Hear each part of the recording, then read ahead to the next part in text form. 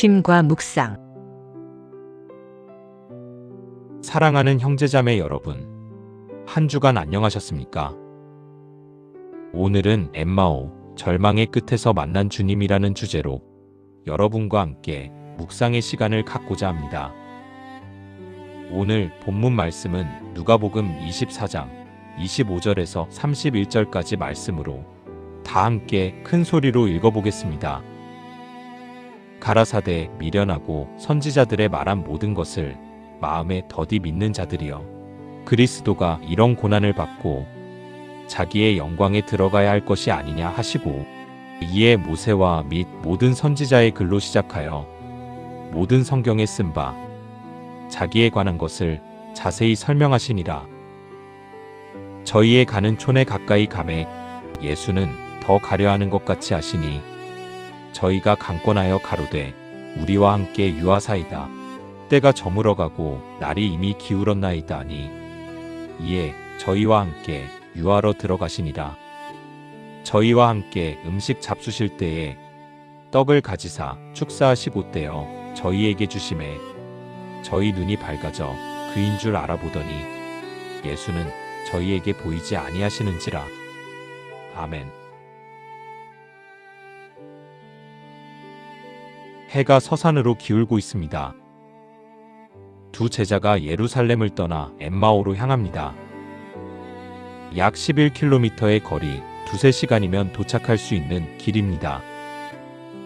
그러나 그들의 발걸음은 무겁습니다. 마치 천근만근의 짐을 짊어진 것 같습니다. 얼굴은 슬픔으로 어둡습니다. 그들은 사명의 자리인 예루살렘을 등지고 도피처인 엠마오로 향하고 있습니다. 왜 그들은 엠마오로 떠났습니까? 모든 것이 끝났다고 생각했기 때문입니다. 3년간 따랐던 스승이 십자가에서 죽었습니다. 우리는 그가 이스라엘을 속량할 자라고 바랐노라. 과거형입니다. 그들의 희망은 과거가 되었습니다. 꿈은 무너졌습니다. 이제 남은 것은 실망과 좌절뿐입니다. 의학에서 터널 시야라는 현상이 있습니다. 사람이 극도의 공포나 슬픔에 빠지면 주변을 보지 못하고 오직 한 점에만 집착하는 현상입니다. 시야가 좁아져서 터널 안에서 바깥을 보는 것처럼 중앙에 한 점만 보이고 주변은 보이지 않습니다. 제자들은 지금 바로 이 터널 시야에 갇혀 있습니다. 예수의 죽음이라는 절망의 터널에 갇혀서 바로 옆에서 함께 걸으시는 부활하신 예수님을 보지 못합니다. 31절을 보면 놀라운 표현이 나옵니다. 그들의 눈이 밝아져 그인 줄 알아보더니. 이것은 무엇을 의미합니까? 그들의 눈이 가려져 있었다는 것입니다. 16절에도 같은 표현이 나옵니다. 그들의 눈이 가려져 그인 줄 알아보지 못하거늘.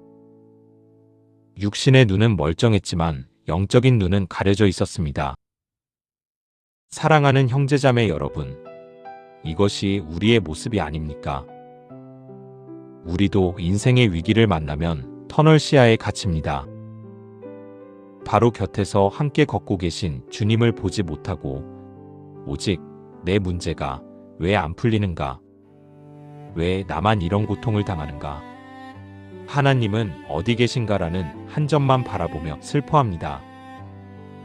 그런데 놀라운 것은 주님은 이미 우리와 함께 걷고 계셨다는 사실입니다. 우리가 보지 못했을 뿐입니다. 오늘 우리는 어떻게 우리의 가려진 눈이 열리는지, 어떻게 절망의 터널에서 벗어나 부활하신 주님을 만날 수 있는지를 함께 묵상하려고 합니다. 제자들은 그들의 실망과 슬픔을 낯선 동행인에게 털어놓습니다. 그들은 예수님에 대해, 십자가에 대해, 빈 무덤에 대해 이야기합니다. 그런데 그들의 이야기를 다 들으신 예수님의 반응이 무엇입니까? 25절을 보십시오. 이르시되 미련하고 선지자들이 말한 모든 것을 마음에 더디 믿는 자들이여. 놀랍게도 예수님은 미련하고 더디 믿는 자들이라고 그들을 꾸짖으십니다. 이런 주님의 책망이 우리를 낯설게 합니다. 우리는 낙심한 사람, 슬픈 사람을 만나면 위로하고 공감해야 한다고 배웠습니다. 그래, 힘들었겠다. 많이 슬프지. 그런데 예수님은 정반대로 하십니다. 책망하십니다. 여기서 우리는 중요한 진리를 발견합니다. 진정한 위로는 무조건적인 공감이 아니라 진리를 바로잡는 데서 시작된다는 것입니다. 한 예화를 들어봅시다. 환자가 병원에 갑니다. 의사에게 증상을 호소합니다. 그런데 의사가 환자의 말만 듣고 그래요. 많이 힘드시죠? 괜찮아요. 걱정하지 마세요. 라고만 한다면 어떻겠습니까? 그것은 돌팔이입니다. 진짜 명의는 환자가 기분 나빠하더라도 정확한 진단을 내립니다. 당신 생활 습관이 잘못됐습니다. 이대로면 심각해집니다. 당장 수술이 필요합니다. 환자가 듣기 싫어해도 진실을 말합니다. 왜냐하면 그것이 진정한 사랑이기 때문입니다. 주님의 책망은 바로 이런 것입니다. 제자들의 잘못된 신앙관을 수술하시는 사랑의 도구입니다. 그들은 무엇을 잘못 믿었습니까? 그들은 메시아가 고난을 당할 리 없다고 생각했습니다. 메시아는 당연히 승리하고 로마를 물리치고 이스라엘을 회복시킬 것이라고 하는 그들이 원하는 모습의 메시아를 원했습니다. 그래서 십자가는 그들에게 완전한 실패였습니다. 그러나 예수님은 말씀하십니다. 그리스도가 이런 고난을 받고 자기의 영광에 들어가야 할 것이 아니냐. 고난은 실패가 아니었습니다. 고난은 영광으로 가는 필수 과정이었습니다. 이것이 성경 전체의 메시지였습니다. 27절을 보십시오. 이에 모세와 모든 선지자의 글로 시작하여 모든 성경에 쓴 바 자기에 관한 것을 자세히 설명하시니라. 예수님은 구약 성경 전체를 펼쳐 보이시며 설명하십니다. 메시아는 고난받는 종이라는 것을, 십자가가 하나님의 계획이었다는 것을, 죽음이 끝이 아니라 부활로 이어진다는 것을 말씀하십니다. 여기서 중요한 것은 말씀입니다.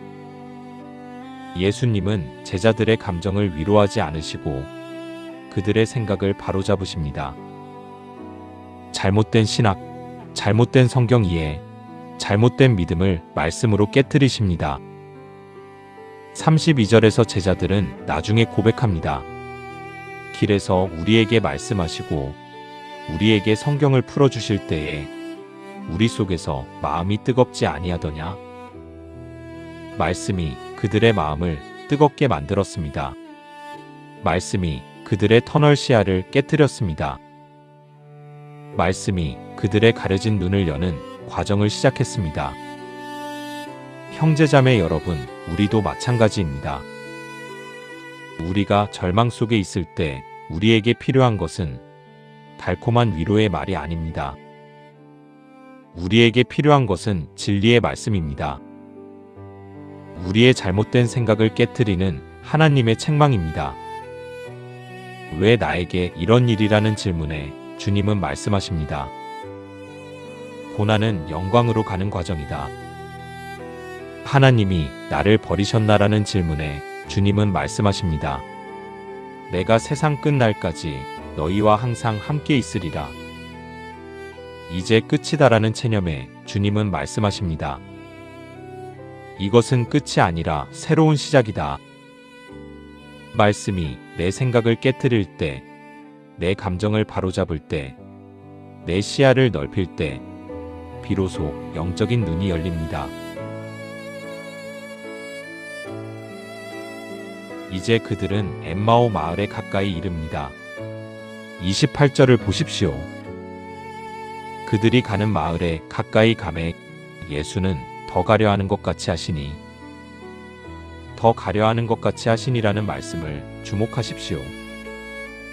예수님은 실제로 떠나려는 것이 아닙니다.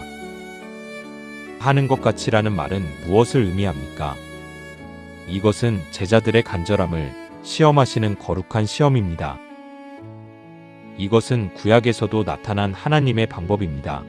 창세기 32장에서 야곱과 씨름하던 하나님의 천사가 날이 세려하니 나를 보내라고 했을 때 야곱은 당신이 내게 축복하지 아니하면 가게 하지 아니하겠나다라고 붙들었습니다.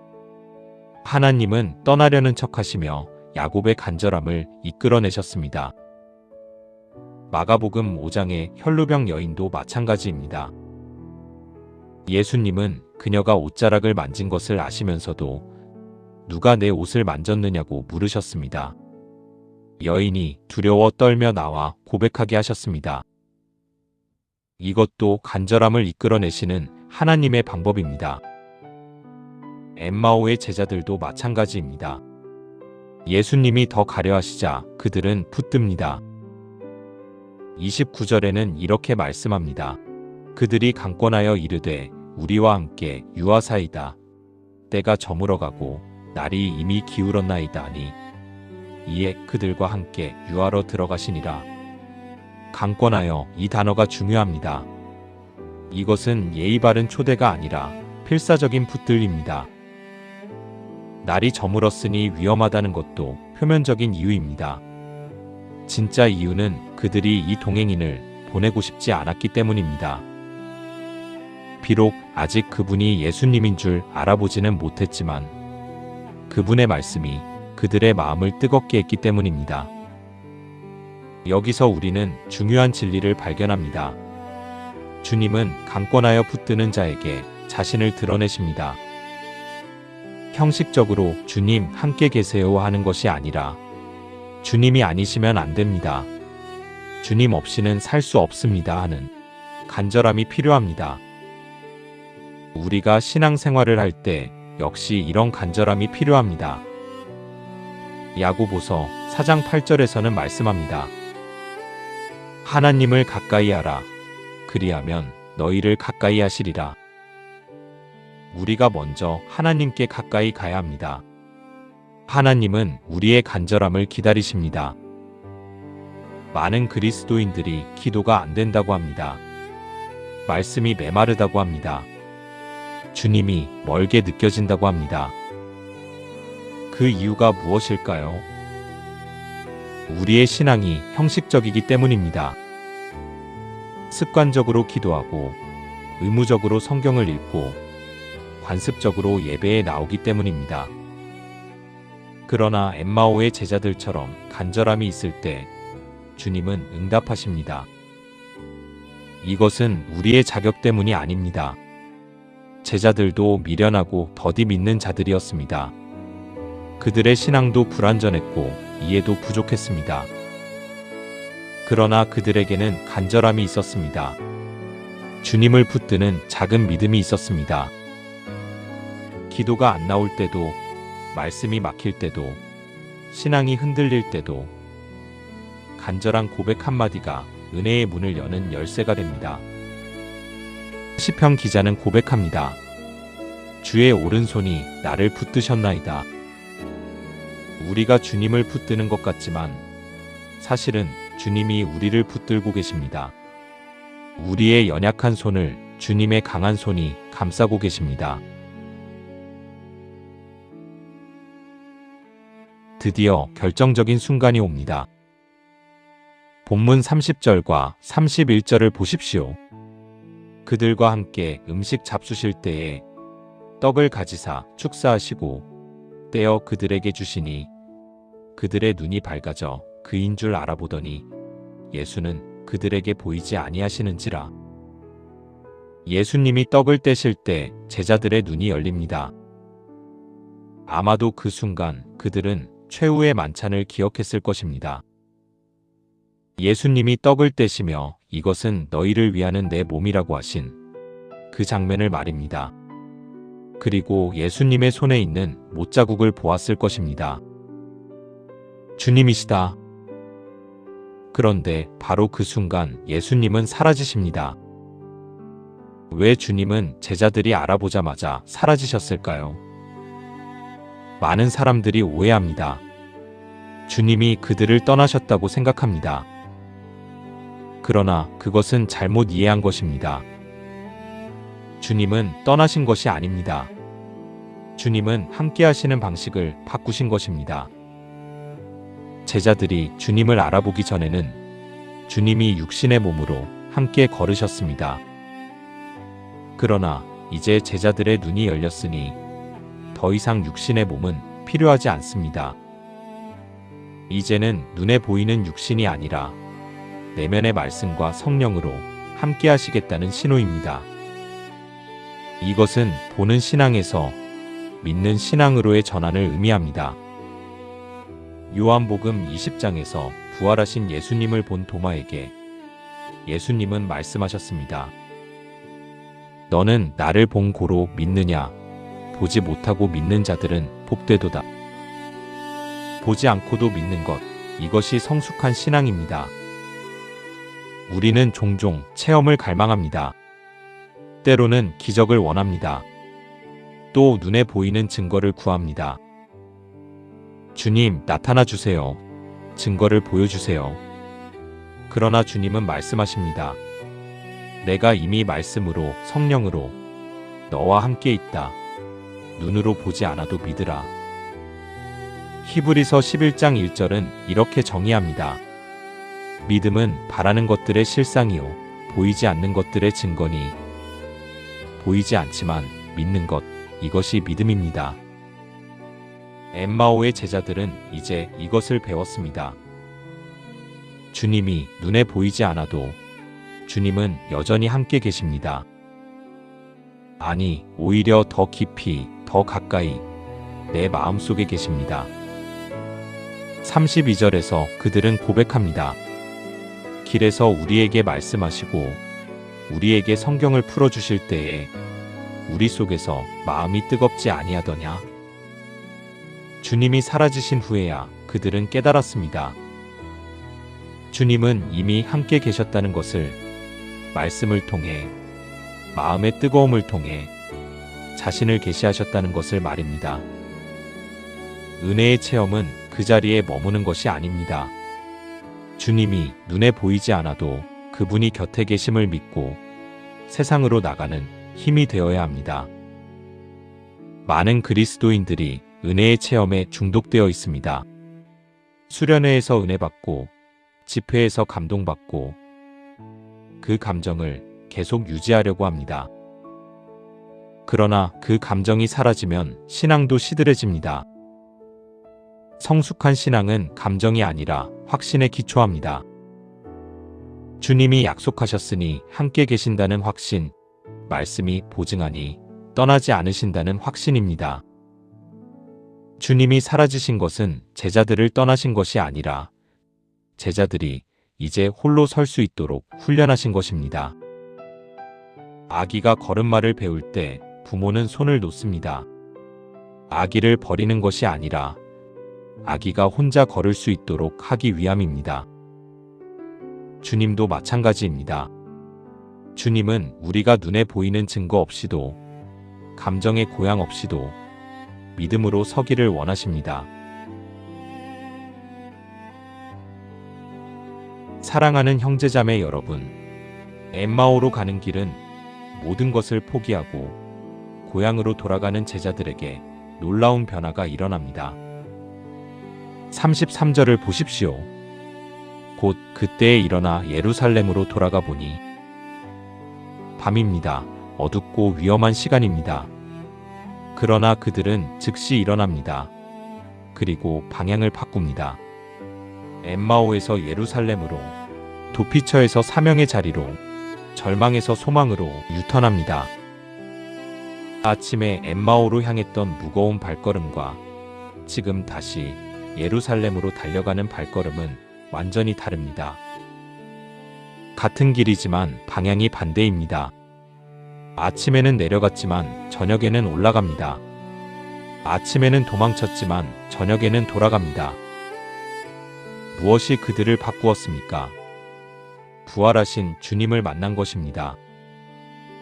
주님의 말씀이 그들의 생각을 바꾸었고, 그들의 간절함이 주님을 붙들었고, 또 그들의 믿음이 그들의 눈을 열었습니다. C.S. 루이스는 어린 시절 어머니의 죽음과 전쟁의 참혹함을 겪으며 하나님을 부정하게 되었습니다.